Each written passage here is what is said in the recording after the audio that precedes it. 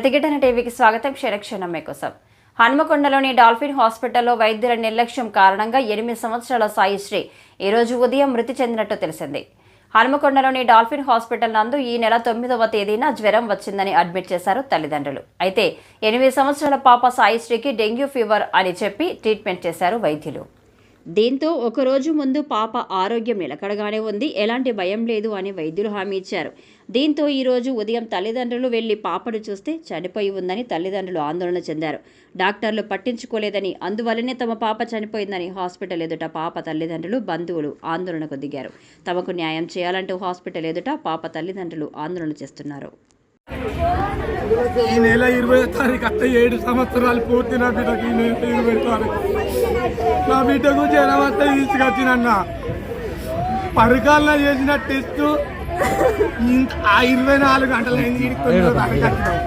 9వ తారీఖు వస్తే అక్కడ టెస్ట్ చేసిన దాన్ని పట్టుకొని అన్న నా బండి మీడికే మళ్ళీ 10వ తారీఖు నా టెస్ట్ చేసిన అది నేను చేయాలంటే మళ్ళీ టెస్ట్ చేసిందన్న